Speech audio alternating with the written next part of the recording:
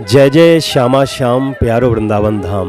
आपका अपना प्यारा चैनल अध्यात्म मीडिया वृंदावन में आपका स्वागत और अभिनंदन के साथ मैं कन्हैया पांडे। आज वृंदावन की महिमा, वृंदावन में कहते हैं ना कि वृंदावन को लीला मत समझो गुड़ को चेला, जहाँ में ऋषि मुनि गए हार जपे जा राधे राधे। यहाँ राधा नाम का धारा बहता है, ज्ञान नहीं चलता है, वैराग्य नहीं चलता है, सिर्फ चलती है यहाँ तो हमारी भक्ति मैया चलती हैं। और भक्ति मैया के आश्रय लेकर के लोगों को कितना कृपा करती हैं हमारे किशोरी जी, हमारे प्यारे राधा रमन लाल जी, जो बहुत ही वृंदावन के छोटो से और लाडलो ठाकुर हैं, जिन्हें कहते हैं हम प्यारो राधा रमन लाल की जय। तो आज उसी राधा रमन लाल जी के परिवार से बहू हैं वृंदावन की लाडली आस्था गोस्वामी। आप एक शास्त्रीय संगीत के बहुत माँ सरस्वती के पुत्री हैं। अगर हमारे दृष्टि से देखा जाए तो माँ सरस्वती की आप पुत्री हैं। आज हमारे साथ आप खास मेहमान बनी हुई हैं और आज आप सब देखेंगे कि इस आस्था गोस्वामी के दिल में कितनी सुंदर भाव है और काफ़ी भक्त देश विदेश से इनके भजनों को श्रवण करने के लिए लालायित होते हैं और आपके भजनों से अपने जीवन को धन्य बनाता है। आस्था गोस्वामी जी का बहुत बहुत स्वागत और अभिनंदन है। मैडम, आप एक शास्त्रीय संगीत, आपके पास वो संगीत है, उस घराने से हैं आप जहाँ की आज भी बड़े बड़े कलाकार आकर के प्यारो राधा रमन लाल जी के आंगन में नृत्य करते हैं और जब नृत्य होती है और मृदंग बजती है तो वाह क्या बात है। वास्तव में ऐसा लगता है कि सरकार भी उस आनंद का अभिभूत हो जाते हैं। तो आप उसी घराने से हैं, वहाँ के आप बहू हैं।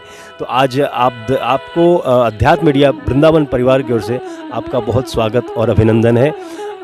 आज मैं खास ये पूछना चाहूँगा कि वृंदावन में ऐसा क्या है, वृंदावन में क्योंकि ऐसा नशा है, कौन सी नशा है जो वर्ल्ड के लगभग सभी कंट्री के लोग यहाँ मिल जाते हैं, इंडिया के सभी स्टेट के लोग यहाँ मिल जाते हैं। ऐसा कौन सी नशा है? अगर देखा जाए तो इंडिया के हर स्टेट की मतलब यहाँ गाड़ी नंबर चलती है, तो वृंदावन में ऐसा क्या है? मैं भी उस चीज़ को समझने की कोशिश कर रही हूँ और बहुत मुझे लगता है किसी हद तक समझ भी चुकी हूँ। तो वो जो नशा है वो यहाँ पे आकर वृंदावन वास करके ही आप उसको पता कर सकते हैं। उसको मैं शब्दों के माध्यम से मैं उसको आपको नहीं समझा सकती, वो यहाँ रहकर ही आप उस चीज़ को महसूस कर सकते हैं।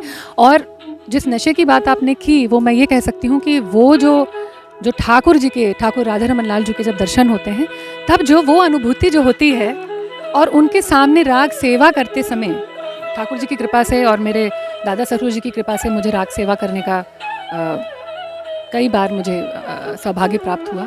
और जिस नशे की आप बात कर रहे हैं, शायद वो ठाकुर जी के सामने बैठकर उनको कुछ सुनाने का जब सुअवसर प्राप्त हुआ है और जब होता है तब जो मैं उस पल में जब उनको देख कर गाती हूँ, उस समय जो मैं अनुभव करती हूँ वही नशा है शायद जी। तो शायद एक छोटी सी उसकी झलक आपके इस माँ धाम में हम लोग बैठे हैं। आज आपने बहुत सुंदर वृक्षारोपण किया और इतना प्यारा पौधा आपने अपने हाथों से लगाया।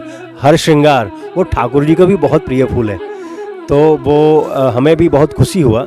तो आज ऐसा हम आपसे एक उम्मीद करेंगे हम अपने दर्शकों के लिए, क्योंकि आपका प्यारा चैनल वृंदावन अध्यात्म मीडिया ये बहुत ये चैनल ब्रज और ब्रजवासियों के लिए समर्पित है। इस पे एक्स्ट्रा कुछ भी नहीं, सिर्फ भगवान ठाकुर जी के भाव, भक्तों के भाव को मैं दर्शकों तक पहुंचाता हूं। तो एक छोटा सा भाव आपकी अगर कुछ हो जाए, वो राग सेवा जो राधा रमन लाल जी के सामने आप ही कुछ सुनाऊंगी। मैं एक राग मिश्र खमाज में एक बंदिश सुनाऊंगी, ठाकुर जी के लिए ही है वो, और आपको सुनाती हूँ मैं।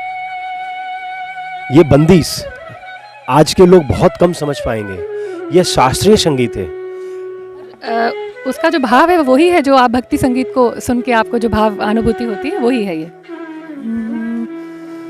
सखी सावरो गिरधर गोपाल, सखी सावरो गिरधर गोपाल, जाके मोर मुकुट कुंडल कान, मुरलिया धर मन लुभात मुस्कान, सखी सावरो गिरधर गोपाल, बिसर गई तन की सुध बोध, बिसर गई तन की सुध बोध, नारी लीन भई ब्रिज किनारी निरखी निरखी मोहनी मूरत घारी पालछ नद नरन लगत ध्यान सखी सावरो सखी सावरो सखी सावरो। तो देखिए शास्त्रीय संगीत और भक्ति संगीत कोई अलग नहीं है। ये बस अपने मन में जो ये जो एक तरीके की गांठ बनी है लोगों के मन में कि शास्त्रीय संगीत मतलब कुछ बड़ा गरिष्ठ है, ऐसा नहीं है। आज आपको लगा सुन के क्या? ठाकुर जी की ही आराधना कर रहे हैं हम लोग। जी जी। आस्था गोस्वामी जी, ऐसे भक्तों के साथ, ऐसे रसिकों के साथ मैं चाहे 4 घंटा भी बैठा रहूं तो समय समझ में नहीं आएगा, क्योंकि आपका बहुत बिजी शेड्यूल है और इस बिजी शेड्यूल में आपने मुझे समय दिया, इसके लिए आपको हृदय से अध्यात्म मीडिया वृंदावन परिवार की ओर से आपका बहुत बहुत स्वागत। तो आपने मुझे समय दिया और ठाकुर जी की वो 2 कड़ी सुनाए आपने जो वास्तव में हृदय के तरंग को बहुत झकझोर करके रख दिया। बने रहिए हमारे साथ। मैं कन्हैया पांडे, अध्यात्म मीडिया वृंदावन के साथ। राधे राधे।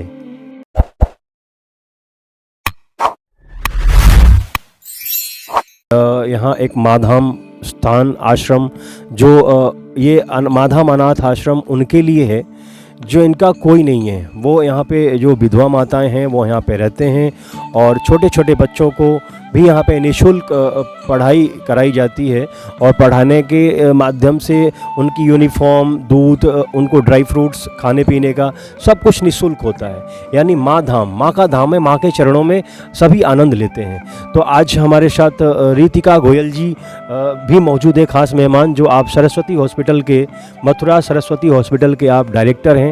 तो आपका भी स्वागत और अभिनंदन करता हूँ मैं।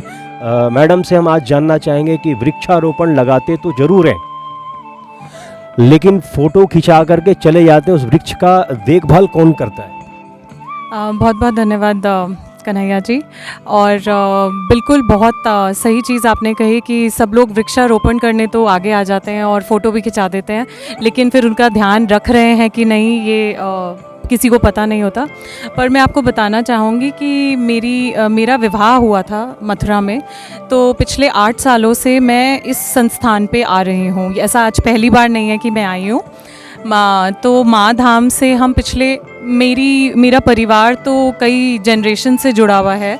तो हमारी दादी माँ इसमें बहुत ज़्यादा इन्वॉल्व थी और उनके अंडर ही ये बहुत काम हुआ यहाँ पे। अब फिर मेरे फादर इन लॉ भी एसोसिएटेड है और अब मैं और मेरे हस्बैंड भी इसके साथ एसोसिएटेड हैं। हमने पहले भी कई बार वृक्षारोपण किया है और जितनी बार हम अगली बार आते हैं तो हम देखते हैं कि हमने जो पौधे पहले लगाए थे वो बहुत ही अच्छे तरीके से ग्रो हो रहे हैं, बल्कि उन पे फल भी आ रहे हैं। तो हम जो पेड़ लगाते हैं उनका यहाँ पे बहुत अच्छी सुविधा है और एक माली है जो लगातार ध्यान रखता है उन पौधों का जो नए लगाए गए हैं, तब तक वो जड़ नहीं पकड़ लेते और बढ़ नहीं जाते। तो इसलिए हमें पता है कि जो अगर हम कोई पेड़ लगा रहे हैं तो वो डेफिनेटली फल ज़रूर देगा। तो आज भी हमने कई पेड़ लगाए हैं, लगभग 10 लगाए हैं, जिनमें से गुड़हल का पेड़ है, नींबू के कुछ पेड़ हैं। नींबू एक ऐसा फल है जो कि वृंदावन में चल जाता है। आपको पता ही है कितने बंदर हैं, कोई और फल नहीं टिक पाता, लेकिन नींबू ज़रूर टिकता है। तो हमें लगता है कि आने वाले समय में हम नींबू ज़रूर लेंगे यहाँ से। तो ये है वृक्षारोपण से जुड़ी बात ये है। बाकी हम दिल से बहुत ज़्यादा जुड़े हुए हैं माँ धाम से। मैडम, आप अभी एक एडल्ट हैं आप, और आपका जितना सोशल वर्क में अभी आपने बताया कि मेरे फैमिली के जनरेशन से हम लोग सभी जुड़े हुए हैं। हम आपके माध्यम से मैं और ऐसे महिलाओं तक मैं संदेश पहुंचाना चाहता हूं जो घर में बैठे रहते हैं, जिनके पास फिजूल टाइम है, उस टाइम को वो मेंटेन में नहीं कर पाते। आजकल व्यस्तता ज़्यादा हो गया है, वो बेकार का व्यस्तता सिर्फ व्हाट्सअप फेसबुक चलाने में, कि अगर हस्बैंड घर से, पेरेंट्स अगर ड्यूटी चले गए, बच्चे स्कूल चले गए, तो जो मैडम्स होते हैं घर पे, उनके पास घंटा 2 घंटा 3 घंटा टाइम ऐसे होते हैं जो वो चाहें तो ऐसे सोशल वर्क में आकर के अपना पार्टिसिपेट कर सकते हैं, लेकिन वो करते नहीं हैं। तो आप एक एडल्ट हैं, आप इतनी एजुकेटेड हैं और आपको बहुत अच्छा लगता है, तो उनके लिए आप क्या कहना चाहें? जी ये बिल्कुल सही बात है कि आजकल के समय में हम कहने को तो बहुत ही ज़्यादा व्यस्त हैं कि सर उठाने का भी टाइम नहीं है, लेकिन सर झुकाया हुआ है तो केवल व्हाट्सएप और सोशल मीडिया में। पर ये बात एक्चुअली में सोचने की है कि आप अगर अपनी ज़िंदगी में कोई ऐसा दिन है जिसमें आप सुबह उठ के अपने दिन को लुक फॉरवर्ड नहीं कर रहे हैं कि मतलब मैं उठी हूँ सुबह आज तो मुझे क्या आज ऐसा करना है जिससे कि मैं रात को जब सोने जाऊँ तो मुझे लगे कि आज मैंने कुछ अच्छा किया है। ऐसा एक हर इंसान को सोचना चाहिए, और जब वो ऐसा सोचना शुरू कर देंगे तो ज़रूरी नहीं कि वो अगर सोशल कॉज नहीं उनको एक्साइट करता, पर कोई भी ऐसी चीज़ तो करें जिससे उनका लगे कि आज मैंने कोई अच्छा दिन स्पेंड किया है। केवल घर के काम करना आपका दिन नहीं बनाते। आप अगर अपने 1 या 2 घंटे अगर किसी को सोशल कॉज में खुशी मिलती है वो करें, अगर किसी को गार्डनिंग करके खुशी मिलती है वो करें, अगर किसी को गाना गा के, किसी को पढ़ा के, तो आप ये सोचिए कि हर चीज़ पैसे से नहीं जुड़ी होती। आप अपनी मन की खुशी के लिए अगर और कुछ नहीं तो घर पे कम से कम एक किताब लाइए ताकि उसके 10 पन्ने हर रोज़ पढ़ें तो आपको लगेगा कि आपने उस दिन कुछ अच्छा सीखा है। हर रोज़ ऐसा होना चाहिए कि आप कुछ नया सीखें, क्योंकि आप जो सीखते हैं वो केवल आप तक नहीं रहता है। आप अपने परिवार को, अपने आसपास के लोगों को, जिसको भी बताएंगे तो वो दूर दूर तक फैलेगा और उसकी खुशबू सब जगह महकेगी। तो इसलिए हर रोज़ अपना ऐसा बनाएं कि आप कुछ ना कुछ अच्छा करें, और जब आप ऐसा करना शुरू कर देंगे तो वो दिन दूर नहीं है कि आप सोशल कॉज के लिए भी निकलना शुरू कर।